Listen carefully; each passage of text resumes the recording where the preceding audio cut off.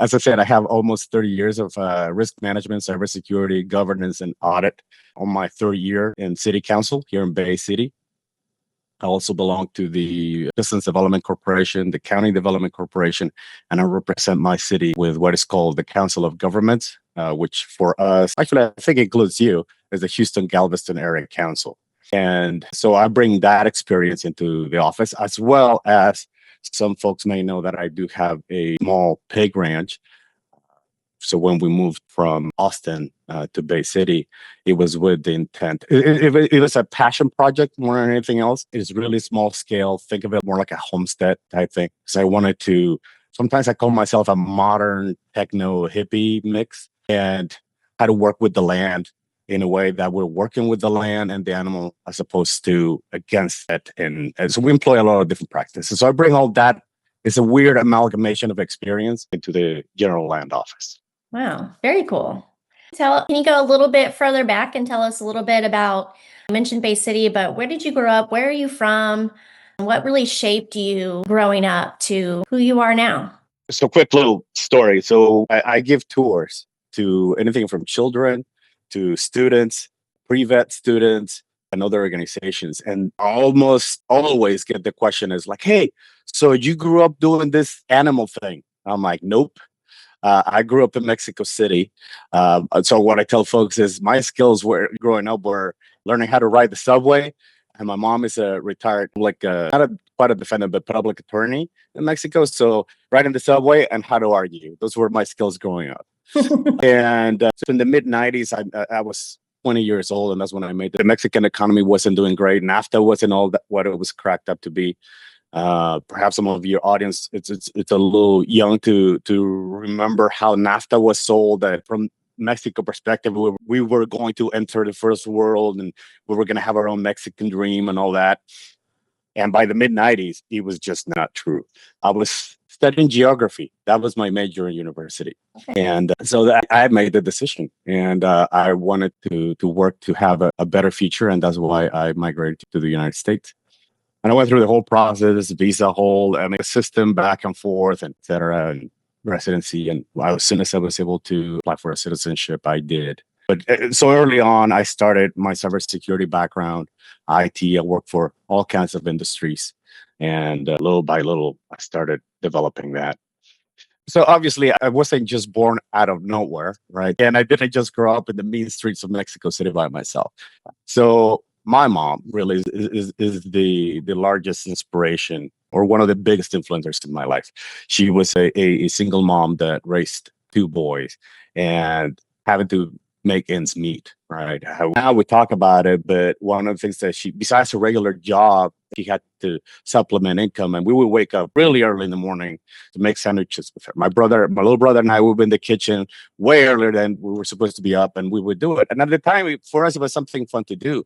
But now as an adult, understanding that she was really obviously working hard, but really concerned, right, to provide for us. So there's really that example. And not only that, so after we were a little bit of age where we were a little bit more self-manageable, if you will, she went back to law school and she finished her degree.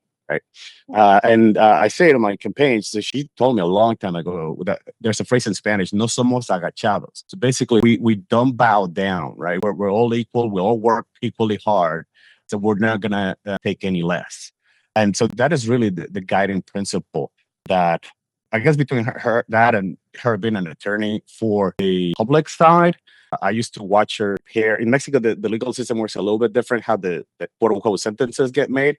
But I used to look at the reasoning behind it, right? What were the points for and against and all that? So honestly, seeing at the legal system, sometimes the quote unquote little people can be forgotten, right? I think that's what instilled what my public servant quote unquote leadership style is today. That makes a lot of sense. And that's a great message that certainly resonates with today and the view that we should have with immigrants and really all people. So that was great to be raised with that kind of message. Now, you spoke about your growing up and said you didn't grow up raising animals and being on a farm and things like that. So what was it about this land commissioner office that led you down that path? Why this specific office? And were there any others that you considered, or was it you were really focused in on this one specifically? Absolutely. So I've been doing this statewide candidate thing now for over a year. I had initially governor candidate, the main driver behind that. As a council, it's a very unique position because you get to affect people's lives in a very direct way. Mhm. It's a weird. If you really think about it from the definition perspective, it's a combination of executive and legislative powers all in one, and that's pretty awesome. And what I mean that is, I have people come up to me, why did you make that decision right away, right? Or supporters, you get that direct feedback, whether it's the local budget of my neighbor, right? People will ask me, hey, when are they going to fix that break? I get this interaction. So how did I get to the governor first? I got to see firsthand how much executive leadership in the state tries to affect people's lives. It's no secret. It's just every single little aspect they get into, whether, hey, which doctors, why you can see your doctors, right? But then you start getting into education. And then, even from a city perspective, they're trying to tell you exactly what you can spend your money on, when you can raise that, which I was selected to be a good steward of those finances, right? That locally, right? Mhm. So these people, I got 70% of the vote when I was elected for council. So they trusted me for that. Hopefully, I would do a good job. But there's another big thing that gets missed. Cities over a certain size, they are what is called home rule cities. And it's been over 100 years. Why? Because the state back then said, hey, you respond to your residents, your voters, accountability, right? Well, in a very roundabout way, there are Republicans for the last 30 years in power, which is another point I want to touch here shortly, have done everything they can to affect local control, right? So that's what I'm like, hey, this state, the leadership is just taking it on the wrong track altogether. So, Mhm. yes, initially I ran as a governor, but that gave me a really good opportunity because I've been traveling really for the last year and meeting with Texans from all the way from Orange, this is probably one of the last cities, the east of me, all the way down to the valley, El Paso. I've really been everywhere. Mhm. And one of the first things that came up to my attention was there's no VA hospital in the valley. And there is about 130,000 Latino veterans that have to travel 5 to 6 hours to San Antonio. Oh, So as a governor candidate, I was thinking, hey, shoot, who do I need to partner with? What do I need to do, right, to build the facility here? And again, it was those interactions that really started really that made me think about it, right? And being on the coast, we went through Barrel, the response from the city. In my previous communities, before I moved to Texas, I was part of what is called the Community Emergency Response Team. okay. And it's a way for volunteers to have prepared and be able to respond and assist those first responders. And we Mhm. just don't have that culture here, right? So right after Barrel, I was like, hey, I was asking the city manager, we see an after action report right away. What can we implement so that we're ready for the next season? And I was a big driver on the update for our incident response plan for the city to get coordination with other local entities. So you start aggregating things. And one of the things that that you'll hear pretty much every Democratic candidate is say, hey, I'm going to give more money to schools, right? I'm going to fund that. But this is what I tell folks. The cool thing about the land commissioner is that it's truly the only position that can do it without raising your taxes. And it can help your property taxes. Everybody knows that if the state contributed more, right, Mhm. your property taxes could be lower. Right. Right. So now imagine more funding for public schools, which translates better salary for our teachers, Mhm. better classroom materials, updated infrastructure, more power availability in the state, and we can help a little bit of the property taxes. So I started aggregating all those things. But then politics, rumor mill, I did hear about Representative person, right? And as a Democrat or a leader, I have to truly ask myself, hey, if we really want to help Texans, if that's really what we want to do, right? We first have to win an office. In order for us to win an office, we have to have candidates that can win those offices. Mhm. So when I looked at Representative Hinojosa and myself, right, she is the better candidate. So I asked myself, where could I serve Texans with my skills, with my experience next? That's really People think that I had some plan that I don't know if you heard, seen It's Always Sunny in Philadelphia. The guy starts doing the little, it was not like that. Don't, what's next? It was really just a desire to Where you were going to be the most effective with your correct. skill set and to be able to help the most people. And the land commissioner does a lot of work with the veterans. So Mhm. that's so it's kind of obvious, but what was it about what's going on that made you decide I'm running again? I'm just going to stay in office and I'm going to keep going. What was a key moment in which you made that decision? Hey, people ask me, especially when I was running for governor, they're like, hey, so how are you going to go from a local council position all of a sudden to statewide race or an executive position? And it's a very valid question. People want to know that at the end of the day, you have the skills, right? You have the experience. That's what they want to know. And my answer, I said, let me give you an analogy, and I'll answer your question in a minute. When you see somebody about to get hit by a bus, what do? Right? Did you get to the bus stop? I like to make a little fun thing about it, right? Did you make sure everybody's comfortable? Is the structure safe? Is lighted? Or did you just pull the person out of the way? I'm the person that pulls the person away right away. That's why I ran for city council. We really had barely moved into the city, right? So when people think, oh, he had these larger aspirations of power, I'm like, no. I just felt that I could treat people better, right? I use the phrase, you've heard it, treat others the way you like to be treated. And that's the same way with our state. I mentioned the 30 years of Republican majority, the Republican control of the state. And I get into these conversations. Well, those Democrats, they need to be reeled in. And the education. Let's talk about this for a minute, just briefly. So there hasn't been a statewide office held by a Democrat for over 30 years. So you mean to tell me that after that much time, still our fault? At some point, you have to own it, right? It's you. What can we do about it? So what is it? It is honestly, as I mentioned before, that desire to, the house is burning, it's on fire. We need to do something about it now. Trust me, my wife asked me the same question you asked me, why right now? I said, look, we have a 10-year-old daughter. And what I want to see in our daughter's future is what I want for every Texas children, right? And it would be very easy for me to say, she'll fix it. She'll get to it.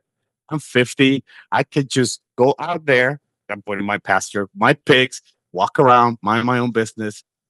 I don't care about the world. I'm not that way. That's exactly what I told my wife. I said, look, I just sometimes I wake up thinking about this, right? Talk to people, and I just feel compelled to try and affect change. I don't want to be. Not that I will know. I don't want to be in the casket or in ashes and say, hey, you know what? I would have. I don't want to be that person. Right. And if you have the desire to do it and you believe you have the skill set to do it, then why not? There's no rule that you had to have worked yourself up through the ranks. You just have to be, a few basic requirements, but none of them are you had to have served in a different position before you come to this one. You could just be like regular Joe and immediately jumped into land commissioner without ever having even done city council. So there's nothing prohibiting you from that. So why not? And I think that's great. We have a lot of just regular people who have never ran for office before at all, or maybe they just did something small and now they're just jumping in. And we need to see more of that because we need to see more people who actually do represent us, that working class people, and who have the experience of having those conversations with working class people. So we know that they will go in and fight for us. As a matter of fact, even if we have two positions here in city council up for election, I've had people come up to me. Hey, I'm not continuing my position here. People ask me, am I going to rerun again? I'm like, no, I'm focusing on this race and I'm going to deliver for Texans. But I encourage them. I said, hey, look, if you want to really talk about how to do a race, how to run for office, I'll help you out. I'll at least share my experiences with you. Because to your point, absolutely, I think we need to encourage others and support them. And that's what I do when I'm on calls with other groups. I know of other candidates that if they haven't been mentioned, I'll bring them up. I'm like, hey, Thomas Ray Garcia, for example, right? I think he is an excellent candidate for the position. By the way, if you ever want to interview somebody super smart, is your guy. Who is it? Thomas Ray Garcia. He's running for a state board of education. Yes. Position too. I've seen him. It's awesome. He is super smart, humble background, really like everyone else here, right? But anyways, so always try to build them up. Absolutely, we need more representation. That's the same thing I tell folks. Hey, look, I'm not your classically trained politician, right? So tell us a little bit more about, let's go back to land commissioner for a second, because I feel like it's one of those offices that so many people don't know about, maybe they're confused about, and they don't really know, they don't understand how it actually does impact their lives. It impacts everybody. It touches everybody's life to some degree, maybe some less than others, but it touches everybody's life. So speak to that just a little bit. I'm going to start with the big thing. It's particularly important for folks along the coast. So I live in Bay City in Matagorda County. It's a Gulf county. And that is, I almost said the most important thing, but it is most important for people that get affected from a hurricane, a flooding aspect, because the land commissioner is the one that manages money. Every time you hear FEMA gives money to the state, is the land commissioner responsibility to distribute that aid. And I'll give you the example of Harvey, for example, that to this date, neither the city of Houston nor Harris County have seen any dollars from Harvey for a whole host of reasons. But yet, West Texans have. And I love all my Texans. I was just in El Paso, right? But there is about a 16-hour drive. I did it the other day. That, how come, right? So my philosophy as your next Texas land commissioner is really to help those folks that need it the most first. I'm not going to come up with some magic formula, which is what they did. Both George P. Bush and even the incumbent continue that philosophy. It's like, why? We lived in Austin when Harvey happened. And for us, it was only 12 inches in 24 hours. Mm-hmm. Those folks got, 24 in 5 hours. So it was a lot of water. And that's really what the effect was with the surge and all those things. So that is one of the biggest things for people on the coast. Seriously, I go to Houston events, they know right away. They're like, oh, we know you. All right. We know exactly what it is. So that's really to that single thing. How do we help those folks and their communities be whole after a disaster? Mm-hmm. That is one of the primary drivers of the office. The secondary, as I've mentioned, is public education funding. That is the biggest thing that is supposed to be doing. That's really the job. Now, what I will do different is to lead an energy expansion that will bring in more revenue by including other producers such as wind and solar, and you've heard that. But there's also next generation geothermal, which allows to tap and repurpose old wells, abandoned wells, even fracking wells that are not very popular, but we can repurpose those to generate more power and thus to generate more revenue and at the end generate more funds for the permanent school fund. Again, it's the office that can do that without raising your taxes. And that's very important. The next big thing is, as I mentioned it before, veterans. You heard it before, home loans, property loans, renovation loans, but also assisted living facilities. Mm-hmm. We have a lot of Vietnam veterans that are getting into that bracket where they're going to need help. And one of the things I'm proposing is to build a 10th facility in the coastal bend right in Corpus to be able to increase the options for veterans to get assistance. And now, because I will be more aligned with the veterans in general, I'll be a strong ally and advocate to find the funds to build that VA hospital in the Valley. There are other points that you all can find in what I call my GLO 2030 plan. It's a very actionable plan. I crafted it because I have been running as a statewide candidate for the last year, really meeting with Texans. That's what it all came about. And, that's related. It's direct feedback for my problems. Is there anything else about the office itself that you feel like people should know? So just as a funny thing, people ask me, because we're in Bay City, will you move to Austin? I said, well, we'll keep our house. And obviously, I still love where we live. But I said, the most important thing, though, is if I'm doing my job right, I won't be spending much time in Austin, right? It is my intention to be partnering with communities before disaster strike to make sure that whoever needs to find out about whatever programs we have knows about it. And the best way to do it is to be present in the community. That's excellent. Thank you. So you've been campaigning for quite some time. Tell us a little bit about your campaign, how it has been going, and especially what are some of the same concerns that you keep hearing while you're on this trail, common concerns that people have? In general, The biggest thing actually that I heard was that better funding for public schools. Before land commissioner candidate, during government, and the whole time, it is that big thing. The next big concern is, in general, the attacks. This personal, it is just far. I was just mentioning in my city meeting just briefly. It's like, look, I've met folks. My county's a red county. There's redder counties than mine, but yet we have far more in common than what people think. What a lot of people tell me, actually from this area, is like, "Oh, you're not like other Democrats, or you're a different kind of Democrat." What I said, look, first of all, this is a problem nowadays that we can't have a difference of opinion and still be cool, still be neighbors, still have our children go to the same school. But most importantly, I'm not the Democrat you keep hearing in the news about, right? I'm the one that when people come on here in my city, hey, councilman, what about that pothole? Or my trash wasn't picked up. Or like I mentioned, what about that little bridge? I don't ask them, hey, which party did you belong to? Who did you vote for? What church did you go to? I just seek to help. So that's the biggest thing that I keep hearing, that try to dispel some from the Republican side of dispel the myths about us, quote unquote. Right. And from our side is really a lot of the comments is like, what can we do to get them out? That's trust me, I hear that plenty of times. That makes sense. And honestly, I said, look, we really need to get people to vote. But in order for us to do that, we have to have the right candidate. We really give you the how I walk the process back. And that's really the conversations that I have with them. That makes a lot of sense. Actually, so let me give you a veteran story, because I was at the LULAC conference last year in New Braunfels, and I had heard similar stories from our police officers here. But one of the things that they asked me, like out of the blue, so what do you think about THC? Because right in the middle of the year, that was a big conversation that was happening, right?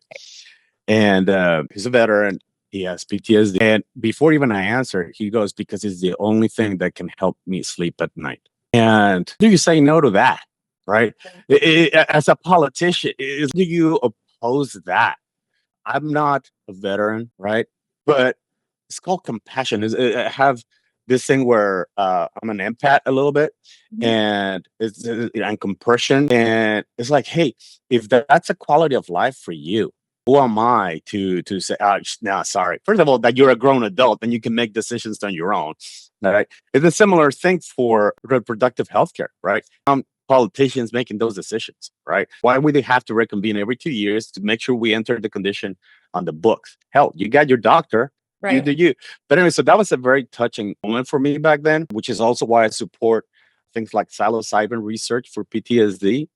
And so those conversations are hard to have, but I've had plenty of those that shape. That's what motivates me. Sometimes, trust me, there are days. What did I get myself into, right? And you just have to remember those things. Right. Yeah, there's so many of the candidates, including yourself, that give us hope. And we're counting on y'all to mean what you say and not just say it, but do it. But y'all are we have so many wonderful Democratic candidates to be able to choose from. I think having two options on our Democratic side, me personally, I think it's a win. Whoever wins, you both are great options. And as long as we vote out the Republican. So that's the goal right there. But a lot of the biggest things that people want to know about is, how people feel about gun reform, how people feel about immigration, and not just healthcare, but women's reproductive rights. Those are the biggest things that people just always want to know about the candidates. And you stated just a minute ago about women's reproductive and immigrants. You spoke a little bit on as well. And I've also mentioned it from the dais last year when the rates started to really tick up. I was directly to our local law enforcement, our police, sheriff, and all that. I say, hey, look, I'm all for going after criminals, regardless of immigration status. We should just deal with that, right? But enabling this behavior, right, does nothing to make our communities safer, and it only instills fear. And you guys and gals work every day in our communities very hard to gain the trust of the community. Because police officers get a really bad rap. But actually, I'm really proud of our PD here, because they do get involved with the community. You work hard every day. And enabling this, you're going to evaporate that trust. So next time you perhaps want to go in and ask questions, so what happened? It's not going to be there. So I said, please remember your oath, right? Just the same oath I took as a citizen system. The same with that I took when I became an elected official. Just remember that due process is a thing, right? The rule of law is a thing. It exists basically to treat everybody equal. That's what the process is about, right? So no, I absolutely, I honestly think the immigration system is broken and we need to address it. But we also need to pay attention who's benefit from it being broken. Right? It's not just the immigrants coming across illegally and all that. It's like the drug problem. The drug is just a symptom, right? How about we go after the people that keep hiring quote unquote illegals, right? Which I don't like that term. But anyways, imagine, Heather, if we went to the HEB and we picked out a company owner or they're traveling, we just pick them out the same way we go after these folks when they're building homes. Can you imagine? Things would change real fast. Yeah. Trust me. We all know it's the wealthy donors, the corporate donors that are in our political system that are truly running our government, and which is why people continue to suffer because they are profiting off that suffering, unfortunately. One other question about your being on the campaign. Is there any key moment or conversation that you had with somebody that really impacted you, one that stood out more than the others? I mentioned a few of the veterans that have touched me. I had others from my own Latino community that they just come up to me and just thank me. They're like, thank you for doing this. And it's very heartfelt. But now that you say this, there was a moment a couple of weeks ago, 3 weeks ago, there was a gala dinner in Houston, large, hundreds of people. And I was at a table and I actually happened to be sitting with the Area 5 folks. And Barrett, I don't know if you know him, he just asked me, he's like, hey, so usually people ask me, hey, how's the campaign going? How you feel? Those type of questions. But he asked me, he said, have you had any chance to do any reading? And you mean for pleasure? And I said, well, the first thing I said, well, not really, because nowadays it's all news. You have to wake up and see what part of the world is on fire, if you need to say anything about it. And said, which I think is terrible for mental health, really, if you ask me about it. Absolutely. So I told him that, and I said, and I stopped for a second. I said, but you know what? I just want to thank you because you're recognizing the person, right? You actually reached to me, and I'm choking up a little bit because most of the time you have this candidate thing, right?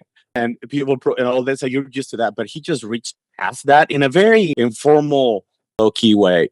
So I'm going to share that. I'll take that as a moment just because he recognized the person. He did. That was the right story. He saw you. He reminded you that you're still human. It's okay to still do normal things and to remind you to do them, because I can only imagine. I've been telling people as a constituent, I'm stressed, I'm exhausted, I'm anxious, and I'm not even running a campaign. There's a lot going on. So I can only imagine what you and all the candidates are going through, how much pressure and the mileage y'all have been putting on your vehicles, because Texas is huge, especially for the statewide runs, and just the conversations that you're having, the energy you have to put into that, and meetings, and I can just only imagine. And so thank you, and to all the candidates that show up and do this, because it's definitely not easy, but we thank you for doing the work, for sure. Appreciate it. And on my part, everyone knows that everyone has a different skill set. And some people say, why don't you run for office? But that's not where my skill set is. My skill set is what I'm doing here, engaging with candidates and people, community builder, community organizing, and rallying people together for a common cause. I know that's where my skill set is. And it makes me proud to do what I'm doing, and to represent and to reach out and get to converse with all these wonderful candidates, you guys doing the work that you're doing. It makes me so proud to continue to show up every day and keep fighting. So really appreciate that. I do want to thank for doing this as well. To recognize volunteers, really, and I call everybody a volunteer. Been 10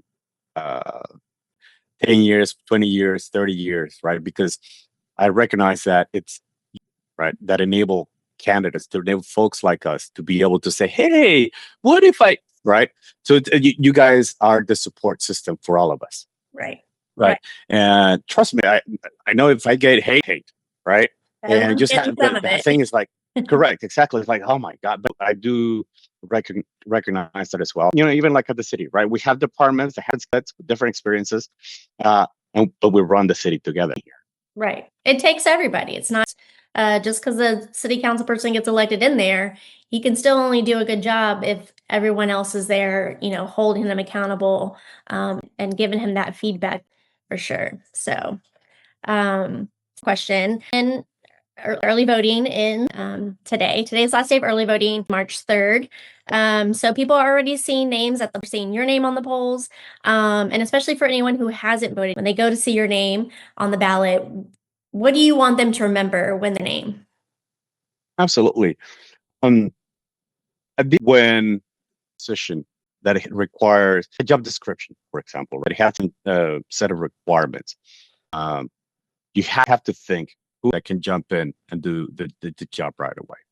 That's what I want to leave people with, right? That the right skill set. And the folks, it's a very important office that does not come with training wheels. That is just a reality. And for folks about it to reach out.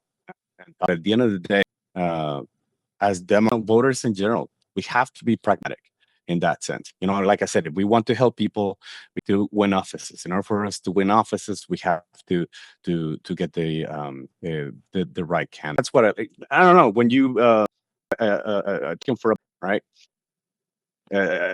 Some I localize, but that's really it. Do you want somebody that has some experience on it, some on it? I don't know. Versus Everyone I've seen that in my comment section of my experience in government, but the experience that I've accumulated, where I was able to bring better health benefits for the city employees, better pay for PD, and sorry, just real fast, I have to do sorry, it's not gonna happen, right? But when I tell them about servant leadership, that's really it. My driver is, it's in Matthew 20. When I was thirsty, water did you feed me when I was hungry? That's the kind of leadership that I bring, and that's what I've been doing. But anyways, I appreciate the opportunity to chat with you and the opportunity to be in front of you. I'll close with Councilman Ben Flores, running to commissioner. You can find out more about me in the letsgowithben.com. All for chatting. I'll be humble with yours for a vote, and let's go change Texas. So thank you so much for taking the time to meet with me, and I wish you all the best. I think you're an amazing candidate. Look forward to see what's happening. Thank you so much. I appreciate you. Have a good day. You do as well. Be safe. Thanks. Bye-bye.